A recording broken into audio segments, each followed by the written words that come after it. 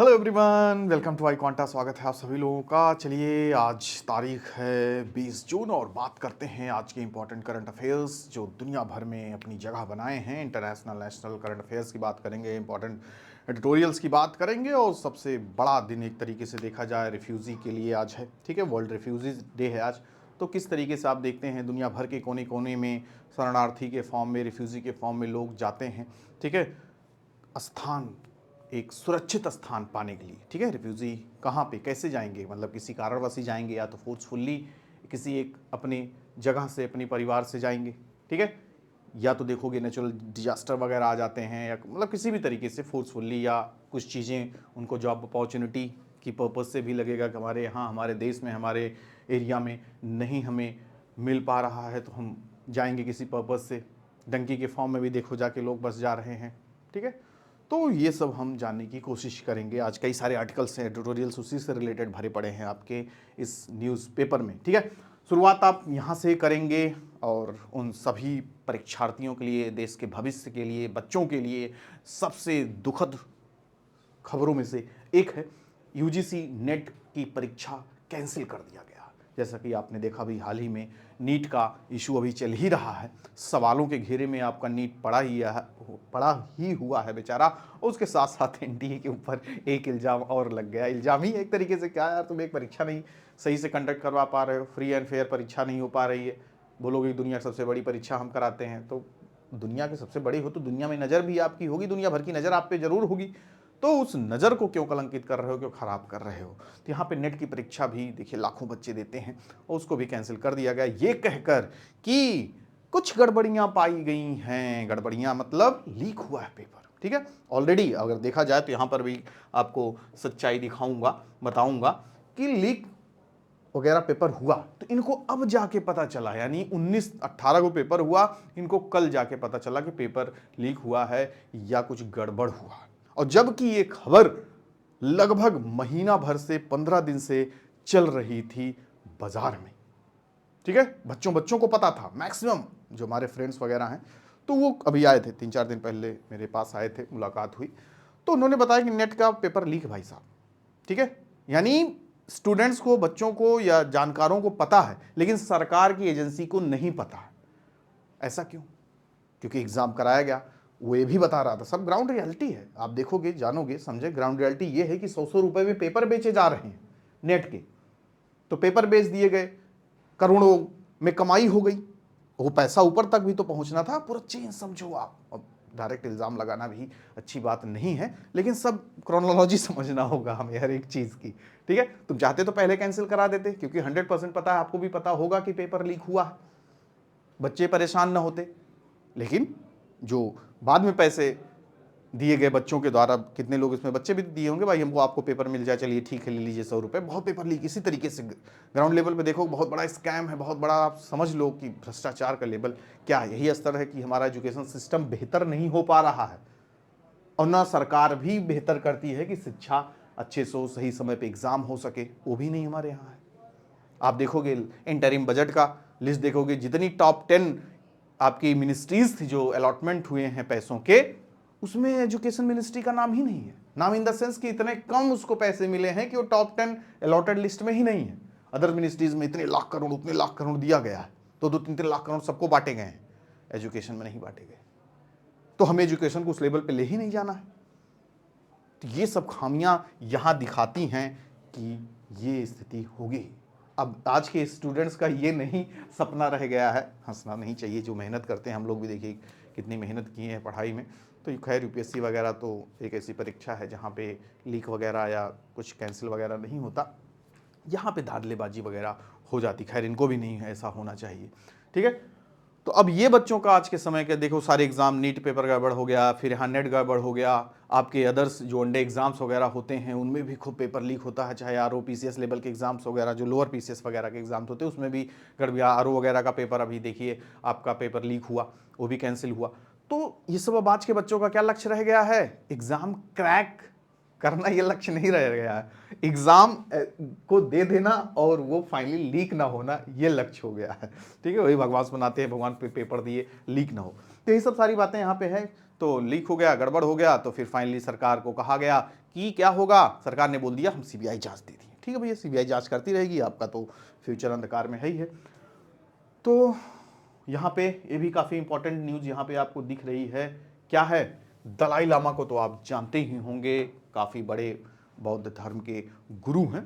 तो इनसे बातचीत करने के लिए यूएस के लॉ मेकर्स में काफ़ी बड़ी देखा जाए तो मीटिंग वगैरह हुई, और यहाँ पे चाइना के साथ यूएस ये कह रहा है कि अब क्या कीजिए आप, इनके बारे में, यानी जो तिब्बत का रीजन है, ठीक है, तिब्बत ऑटोनमस स्टेट पहले से ही डिक्लेयर था, चाइना आप देखते हैं उस पर क्लेम करता रहता है कि हमारा है हमारा है। तो ये मुद्दा एक इंटरनेशनल इशू बना हुआ। 1959 में जब आपने देखा कि धीरे धीरे वहाँ के लोगों के द्वारा ये बातें उठना शुरू हो गई, लोग सड़कों पे आ गए कि हमारे साथ इंटरफेरेंस जो हो रहा है चाइना के द्वारा वो ना हो। ठीक है, चाइना उस पर अपना ज़बरदस्ती करना शुरू कर दिया कि ये पूरा हमारा पार्ट है। हम ये भी सिक्योरिटी दी उसने कि हम क्या करेंगे, इनको अच्छे से रखेंगे, इनको पूरी तरह से इंडिपेंडेंसी देंगे, पूरी तरह कोई दिक्कत नहीं होगा। लेकिन ये फाइनली पाया गया कि चाइना लोगों पे अपना शासन करेगा, आधिपत्य करेगा। तो बड़े लेवल पे आपका प्रोटेस्ट वगैरह हुआ, तो भारत भी इसका साथ दिया था उस समय जो चाइना कर रहा था। तो वही इशू आगे चल के देखिए, आपका दलाई लामा फाइनली अपने यहाँ पे आ गए, धर्मशाला में उन्होंने यहाँ पे क्या किया, शरण ले ली। फिर उसके बाद चाइना और गुस्सा, क्योंकि हमारे बीच पंचशील समझौता वगैरह हो गया था, एग्रीमेंट हो गया था कि हम लोग एक दूसरे के इंटरफेरेंस में नहीं आएंगे, एक दूसरे के इंटरनल मामलों में इंटरफेयर नहीं करेंगे। तो कहा गया कि पंचशील को भी हमने ब्रीच किया। तो वही सब चीज़ें आपका चाइना भी हमारे जो रीजन्स हैं वहाँ पर अपना अधिकार जमाना शुरू कर दिया। अरुणाचल प्रदेश वगैरह के कई सारे रीजन्स करता है ना, तो इसके पीछे कारण है, उसको भी हमें जानना होगा। क्यों ऐसा देखा जाए तो तिब्बत वाले रीजन पे चाइना अपना आधिपत्य जमाना चाहता है, अपना क्या करता है, अपना पावर, कि हमारा यहाँ पे अधिकार है, हमारे क्षेत्र में आता है। क्योंकि उसको पता है कि जो बुद्धिज़्म है ये दुनिया भर में इसका एक अलग ही लेवल है। जो साउथ ईस्ट एशियन कंट्री हैं, साउथ एशियन कंट्रीज़ हैं, वहाँ पे बुद्धिज़्म काफ़ी बड़े लेवल पे फैला हुआ है। तो एक तरीके से देखा जाए तो रिलीजियस पॉइंट ऑफ व्यू से सॉफ्ट कॉर्नर क्रिएट करके वो इन सब जोन्स में अपना स्थान चाहता है। और जो रिलीजियस आपके गुरु हैं, भी तो फिलहाल दलाई लामा है। आज के समय यूएस इसमें ज़्यादा इंटरफेयर क्यों कर रहा है, क्योंकि जो अपकमिंग जो आपके दलाई लामा किसको कहा जाता है, जो आपके स्पिरिचुअल गुरु एक पद है, ठीक है, जैसे हम लोग महामंडलेश्वर पोप बोलते हैं, नाम अलग रहता है, उसी तरीके से दलाई लामा नाम रहता है। ठीक है, तो यहां पे देखा जाए तो यूएस भी इंटरफेयर किया है। क्यों? क्योंकि जो अपकमिंग दलाई लामा है वो यूएस में ही रह रहे हैं। तो यूएस चाह रहा है कि हम अपना सपोर्ट उनके प्रति रख के और यहाँ के दलाई लामा को आगे अपॉइंट करेंगे, तो हमारे हिसाब से तरीके से रहेगा। चाइना ये नहीं चाहता है, चाइना चाहता है कि इधर का ही रहे। अगर यूएस के सपोर्ट हो जाएगा तो यूएस अपने हिसाब से काम करेगा।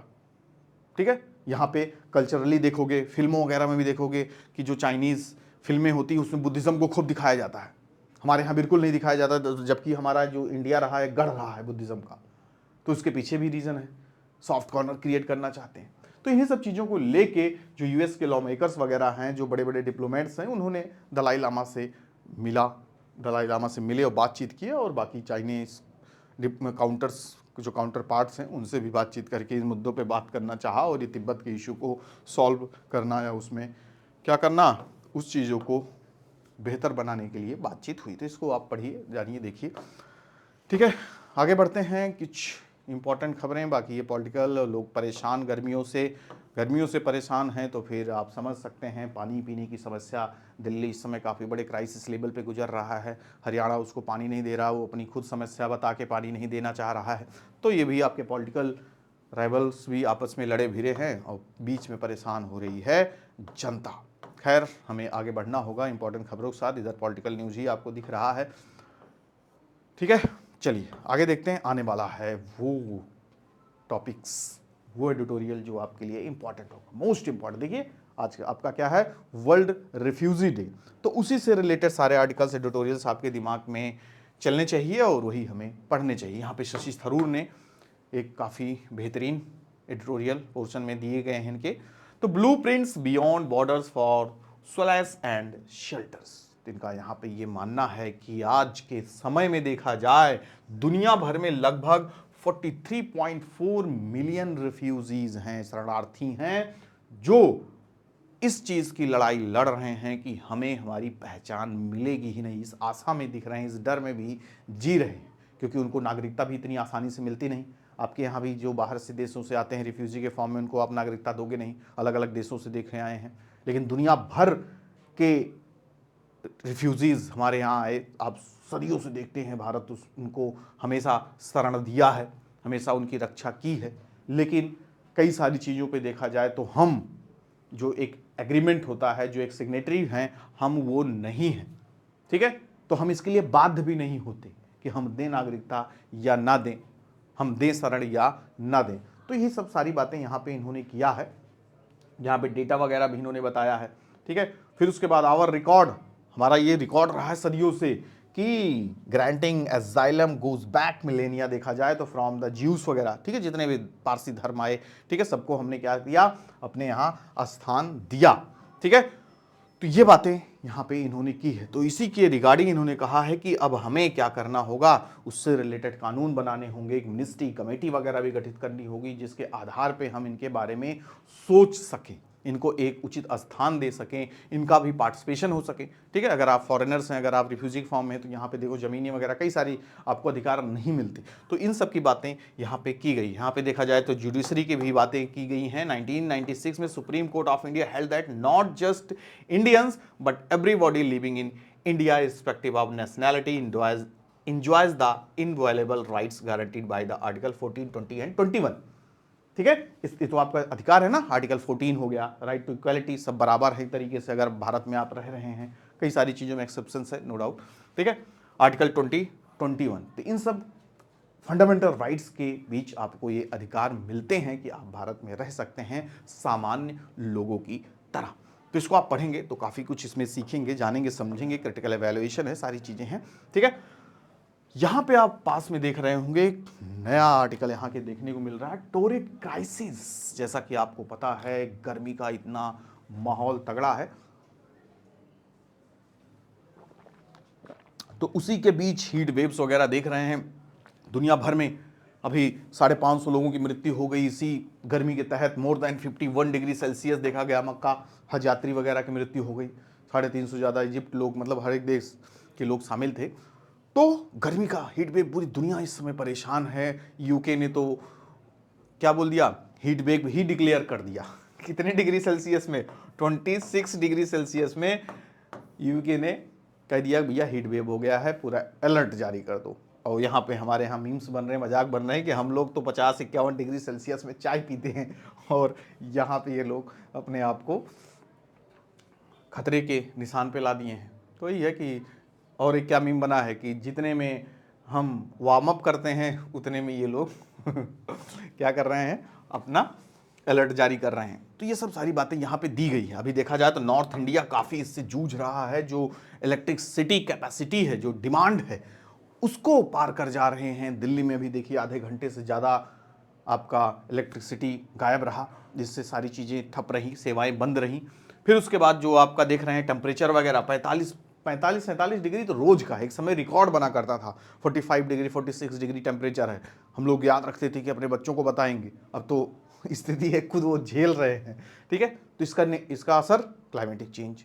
ठीक है, एसी चलाए जा रहे हैं हम लोग, ग्रीन हाउस गैसेस पूरा छाए हुए हैं। ठीक है, तो खिलवाड़ कर रहे हैं नेचर का, उसी का देखो अभी दिख जा रहा है। हम लोग तो सोच रहे थे कि आगे चल के हमारी जनरेशन फेस करेंगे, हमें गालियां देंगी। अब हम लोग खुद अपने आप को गालियां दे रहे हैं कि हमने इतनी ज़्यादा खराब कर दी सब कुछ कि अभी से हमें अपनी आंखों से सब देखना पड़ रहा है।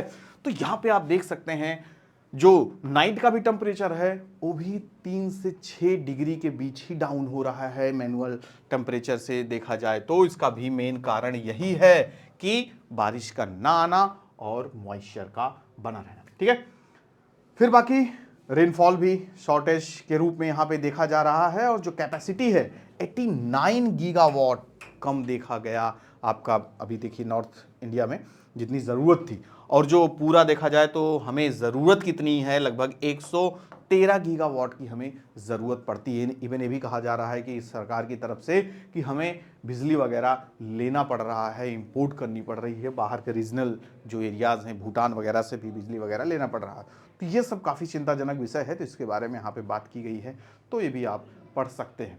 यहाँ पे कास्ट अवे, जाति वगैरह को दूर कीजिए, क्योंकि अब ये समाज में काफ़ी बुराइयां और काफ़ी दिक्कतें क्रिएट कर रही हैं। इवन वायलेंस तक चला जा रहा है, वायलेंस के रूप में लोग मारपीट पे आ जा रहे हैं। ठीक है, अभी केरल कहाँ पे, केरल में है ना, नहीं तमिलनाडु, ठीक है, तमिलनाडु के स्कूल्स वगैरह में देखा गया कि जो थोड़ा एससी क्लास के बच्चे थे, स्कूल की बात है, ठीक है, अभी स्कूल जहाँ आपको सिखाया जाता है सही गलत, इन सब जगहों पर ये चीज़ें देखने को मिल रही हैं, तो आपस में बच्चे भिड़ गए।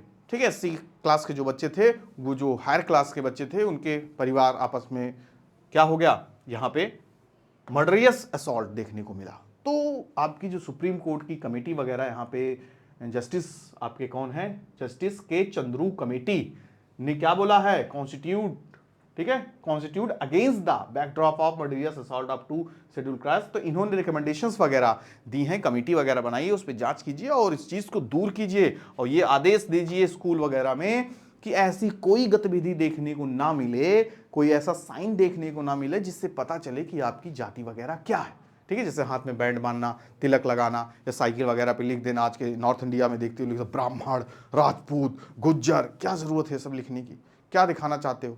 ठीक है, तो इस तरीके से कोई हरकतें करता दिखाई नहीं देना चाहिए और स्कूल वगैरह को भी ध्यान दे, ये सब भी चीज़ें नहीं देखनी चाहिए। ठीक है, ये सब रहेगा तो ऑब्वियस सी बात है कि मामला क्रिएट हो सकता है, तो इसको दूर करने के लिए हमें इन सब चीज़ों से गुजरना होगा, यानी ख़त्म करना होगा, तभी चीज़ें नॉर्मल होगी। ठीक है, तो इसके भी बारे में आप पढ़िए, देखिए, जानिए और समझिए। ये भी काफ़ी इंपॉर्टेंट है, रिफ्यूजी डे पे ही आपका भी आर्टिकल है। तो story of displacement of one of empowerment, यहाँ पे बात हो रही है जो श्रीलंकन तमिल्स हैं।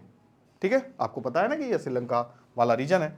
ठीक है, यहाँ पर तो एकदम पास में ही है, तो इंडियन तमिल्स यहाँ पे हैं, श्रीलंका तमिल यहाँ पे भी हैं। तो यहाँ पर जब कोई डिजास्टर इशूज, कोई दिक्कत होती है, तो यहाँ पे लोग क्या होते हैं, रिफ्यूजी के फॉर्म में अपने यहाँ पे आ जाते हैं। तो बाकी भारी संख्या में हमने शरण दी है, लगभग यहाँ पे आप देखोगे डेटा वगैरह।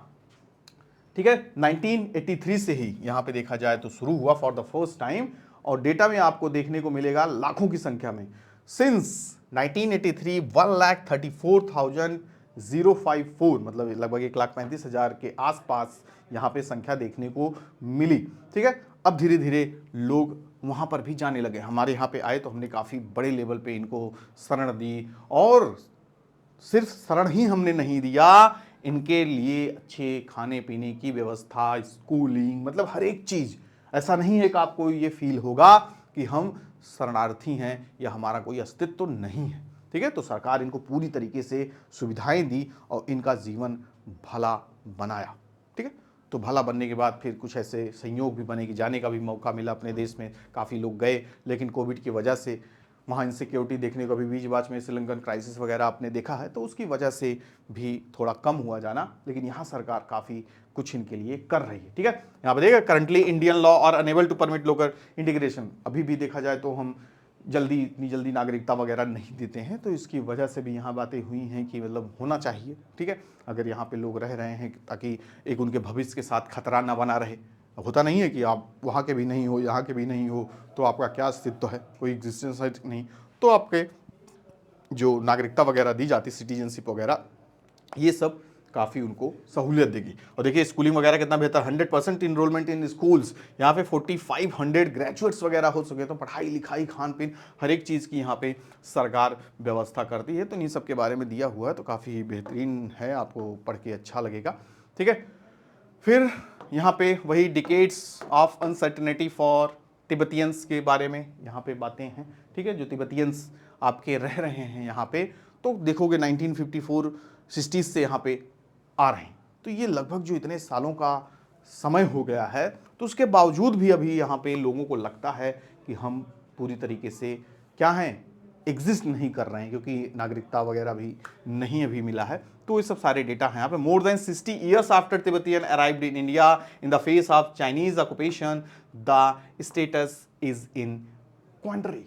ठीक है, तो इन्हीं सब के बारे में है, अब इसको आप पढ़ सकते हैं, सारे डेटा वगैरह दिए, कितने लोग आए, कितने गए। ठीक है, यहाँ पे आप देख सकते हैं क्या लिखा हुआ, द तिब्बतियन रिहेबिलिटेशन पॉलिसी वगैरह बनाई गई है, जिसमें देखा जाए तो लगभग जो इनकी संख्या है हमारे यहाँ 1.1, लगभग 1 लाख से ज़्यादा यहाँ पे संख्या भी देखने को मिलती है। ठीक है, बाकी जो अलग अलग यहाँ पे बातें हैं, इसको आप पढ़िए सारी चीज़ें। सिटीजनशिप अमेंडमेंट एक्ट जो है आपका, इसके अकॉर्डिंग जो आपका क्या है क्या कहते हैं सिटीजनशिप देने का प्रोसेस है 5 वेब से, जैसे आपने को पढ़ा है ना कि जीके में 5 तरीके से हम सिटीजनशिप दे सकते हैं। 3 तरीके से आपकी सिटीजनशिप टर्मिनेट हो सकती है, बाई बर्थ दिया जा सकता है, बाई आपका क्या है डिसेंट के तौर पे, बाई रजिस्ट्रेशन, ठीक है। तो इन सब के तहत हम दे सकते हैं। तो ये सब आपका यहाँ पे सारी बातें लिखी गई है, ठीक है। इसको आप पढ़ के आप अपना एक अच्छा आएगा जरूर, काफ़ी इंपॉर्टेंट रिफ्यूजी वगैरह का कॉन्सेप्ट है, रोहिंग्या वगैरह देखिए, अलग अलग तरीके का मैटर चलता रहता है। Diseases with higher burden in Asia and Africa lack research funding, जैसा कि आप देख रहे हैं कि अलग अलग तरीके की बीमारियां होती हैं, महामारियां, पैंडेमिक वगैरह, देखिए कोरोना वगैरह से हमने जूझा, लेकिन जो आपकी इस लोकेशन की बीमारियां, मतलब देखा जाए जो ट्रॉपिकल रीजन वगैरह, मोर देन 67 करोड़ लोग ऐसे हैं जो लास्ट ईयर प्रभावित रहे, अफेक्टेड रहे। कौन सी डिजीज से? जैसे कि डेंगू हो गया, चिकनगुनिया हो गया, ठीक है, स्नेक बाइट हो गया। तो 677 यानी 67 करोड़ लोग को जरूरत पड़ी ट्रीटमेंट की, यानी इससे प्रभावित हुए, ठीक है। तो वही यहाँ पे बातें दी गई हैं कि उतने बड़े लेवल पे फंडिंग वगैरह नहीं मिल पाती। जैसे देखा जाए तो इतने करोड़ लोग प्रभावित हुए, तो उसी हिसाब से रिसर्च के लिए, उनके उपचार के लिए, उनके ट्रीटमेंट के लिए फंडिंग वगैरह भी होनी चाहिए, लेकिन उस लेवल पे नहीं मिल पाती। तो इन सब के बारे में यहाँ पे बात की गई है। देखा जाए तो यहाँ पे कोविड-19 के लिए फंडिंग जो हुई, $4.22 बिलियन की फंडिंग हुई है रिसर्च वगैरह के लिए। और वहीं पे अगर आप देखोगे जो भारी संख्या में यहाँ पे मरीज देखने को मिल रहे हैं डेंगू वगैरह में, ओनली $81.83 मिलियन ही पैसे वगैरह मिले। अदर्स में आप देख सकते हैं कि HIV एड्स वगैरह 1.35 बिलियन है, ट्यूबरक्लोसिस वगैरह 702 मिलियन है। तो यहाँ पे भारी मात्रा में अदर डिजीज मिल रही हैं, बट आपके जो देखा जाए तो NTA जो नेग्लेक्टेड ट्रॉपिकल डिजीजेज हैं उनको काफ़ी कम मिल रहा है, ठीक है। तो वही सब डेटा वगैरह है यहाँ पे, इनको पढ़िए, जानिए, देखिए कहाँ कहाँ कौन कौन से जोन पे कहाँ पे कौन सी बीमारियाँ हैं, कैसे हैं, ये सब आपके लिए काफ़ी बेहतर रहेगा। हिंदकुश हिमालय स्नो अपडेट, जो हिंदकुश रीजन है, जो बर्फ पड़ने का जो रेशियो होना चाहिए उस लेवल में काफ़ी गिरावट आई है, इसके बारे में यहाँ पे बात की गई है। उसके पीछे का रीजन आपको पता ही होगा, क्लाइमेटिक चेंज, ठीक है।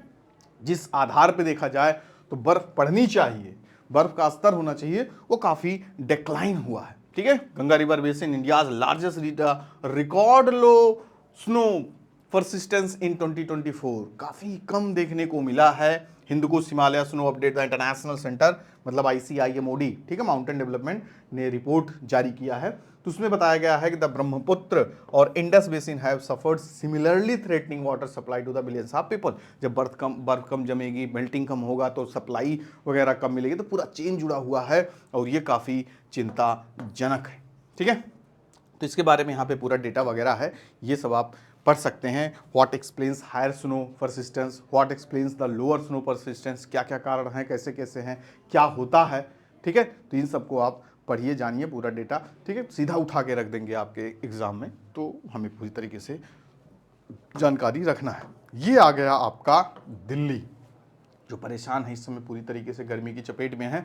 तो गार्डन्स वगैरह काफ़ी क्या करते हैं, आरामदायक के रूप में आपको फील कराएंगे। तो यहाँ पे बात की गई है, landscape of Delhi is richly textured because of its gardens and their stories. जो आज के समय आप दिल्ली में जाओगे, देखोगे अच्छे अच्छे तरीके से गार्डन्स बने हैं, अच्छे तरीके से आप देखोगे सड़कों के किनारे पेड़ वगैरह। तो एक स्ट्रक्चर जो हुआ करता था, सदियों पुराना है वो, ठीक है। आप मुगल डायनेस्टी, तुगलक डायनेस्टी, इन सब से जो आपके बादशाह हो गए, जो किंग वगैरह थे, तो उन्होंने उन सबको क्या किया था, स्टार्ट किया था बनवाना। आप देखोगे हुमायूं टम्ब जाओगे तो हुमायूं टम्ब जो था, पहला ऐसा मकबरा था, पहला ऐसा स्ट्रक्चर था जो एक गार्डनिंग, देखोगे ना चारों तरफ, आप हुमायूं टम्ब पे जाओगे तो चारों तरफ गार्डन ही गार्डन है। तो पहला ऐसा स्ट्रक्चर था, आर्किटेक्चर स्ट्रक्चर देखने को मिला जो गार्डन में पूरी तरीके से गार्डन रूप, चारों तरफ आप देखोगे पार्क गार्डनिंग वगैरह हुई है। तो पहले ऐसा नहीं था, तो हुमायूं टम्ब में आपको देखने को मिलेगा। बाकी अदर्स जो बादशाह वगैरह हुए हैं, किंग वगैरह हुए हैं, तो उन्होंने ये सब चीज़ें स्टार्ट किया, ठीक है। तुगलक डायनेस्टी से रिलेटेड, मुगल डायनेस्टी से रिलेटेड, सब ने जो हेरिटेज ट्रीज वगैरह आपको देखने को मिलेंगे, पेड़ वगैरह देखने को मिलेंगे, गार्डनिंग वगैरह देख रहे हैं, बढ़िया बढ़िया इस तरीके से बने हुए हैं। तो इन सब के बारे में आपकी यहाँ पे चर्चा हुआ, ठीक है। तो इसको भी आप पढ़ सकते हैं अपने ज्ञान के लिए। डायरेक्टली आपसे पूछा जा सकता है। यहाँ पे क्या है important, India US working to scale up partnership on critical minerals. कुछ क्रिटिकल मिनरल्स की लिस्ट जारी किया है इंडिया ने, यूएस ने भी, कि उस पर मिलके हम काम करेंगे और इससे रिलेटेड जो माइनिंग वगैरह है, ठीक है, इंडिया भी पूरी तरीके से एक्सप्लोर कर रहा है कि विदेशों में भी हमें जगह मिले ताकि हम क्रिटिकल मिनरल्स वगैरह को एक्सप्लोर कर सकें। यूएस भी, अफ्रीकन कंट्रीज को ज़्यादा टारगेट किया जा रहा है क्योंकि वहाँ पे देखा जाए तो रिसोर्सेज बहुत ज़्यादा है। दुनिया भर की कंट्री सोच रही कि अफ्रीका पे ऊपर हम कब्जा कर ले, कब्जा इन द सेंस कि हम माइंस पे या रिसोर्सेज पे अपना एक तरीके से आधिपत्य जमाएं किसी न किसी फॉर्म में, ठीक है। नो डाउट आप डायरेक्ट नहीं ले सकते, आप लीज पे लोगे या जो इसके पीछे पॉलिसीज है, ठीक है, तो उतना ज़्यादा हम एक्सप्लोर वगैरह करेंगे। काबिल क्या है, हमारे यहाँ की कंपनी है, खनिज विदेश इंडिया लिमिटेड, जो देखा जाए तो अलग अलग देशों में हम एक्सप्लोर करते हैं और कई सारे देशों में हम ऐसा कर भी रहे, ठीक है, ऑस्ट्रेलिया, अर्जेंटीना, चिली वगैरह में। तो उससे रिलेटेड ये आर्टिकल है जो कि काफ़ी इंपॉर्टेंट आपके लिए रहेगा, ठीक है। तो ऑलमोस्ट यहाँ पे हमने देख ही लिया। अब स्पोर्ट्स वगैरह की खबरें उतना इंपॉर्टेंट आपके लिए नहीं रहेंगी, ठीक है। ये कुछ और आ रहा है इंपॉर्टेंट आपके लिए। ओह, नालंदा यूनिवर्सिटी आपकी फाइनली इनॉग्रेट कर दी गई है प्रधानमंत्री नरेंद्र मोदी जी के द्वारा। बिहार जो हमारा एक तरीके से हमारी पहचान हुआ करती थी सदियों से, 800 साल पहले देखा जाए तो उसको क्या कर दिया गया था, बख्तियार खिलजी के द्वारा डिस्ट्रॉय कर दिया गया था, आग लगा दी गई थी, ठीक है। लगभग देखा जाए तो 7 मंजिला 7 फ्लोर्स लाइब्रेरी ही था। इतनी किताबें थी, मिलियंस ऑफ किताबें थी। जब आग लगाई उसने तो 6 महीना तो लाइब्रेरी जलती ही रही, आग बुझाने में 6 महीना लग गया, धधक धधक के लाइब्रेरी जल रही थी। तो वही है, मोदी जी ने कहा है कि आप किताबें जला सकते हो लेकिन ज्ञान नहीं खत्म कर सकते। तो वही चीज़ें यहाँ पे देखने को मिली है। तो लगभग 5th सेंचुरी एडी में देखो इसका एस्टैब्लिशमेंट किया गया था और फाइनली कई लोगों ने इसको क्या किया, रिवाइव भी किया। हर्षवर्धन वगैरह के बारे में आपने सुना होगा, फंडिंग वगैरह दी थी अपने समय में। तो एक शिक्षा का केंद्र रहा है, दूर दूर से दुनिया भर के कोने कोने से लोग इसमें पढ़ने आया करते थे। Nalanda Takshashila ancient most university में से एक है। तो इसको फिर से नया मॉडिफाई करके, नया स्ट्रक्चर बना के इसको इस्टेब्लिश किया गया है ताकि वो चीज़ें हमारी एंशिएंट की कल्चरल हेरिटेज विरासत हमारी बनी रहे और हम दुनिया भर में संदेश देते रहें कि हम हार मानने वालों में से नहीं हैं और हम दिखाते रहेंगे कि हमने ही दुनिया को ज्ञान दिखाया है, सिखाया है और हमने ही सब कुछ हासिल किया है, ठीक है। तो ये सब ऑलमोस्ट खबरें रही जो आपके लिए इम्पोर्टेंट रह सकती हैं आने वाले एग्ज़ाम में। तो ज़रूर इनको अच्छे से पढ़िए, देखिए, ठीक है, कुछ अपने भी पॉइंट्स निकालिए और उसको लिखिए और कंपाइल करके रखिए। बाकी चैनल को सब्सक्राइब कीजिए, लाइक करके रखिए, नोटिफिकेशन वगैरह आएगा आपके पास। और डेली अभी ये प्रोसेस चल ही रहा है, बैचेस स्टार्ट हो गए हैं आपके जब कभी एग्ज़ाम्स के, उनको ज्वाइन कीजिए और अपने एग्ज़ाम को सफल बनाइए और आगे बढ़िए, ठीक है। मिलते हैं नेक्स्ट सेशन में, तब तक के लिए bye bye, take care to all of you, good luck.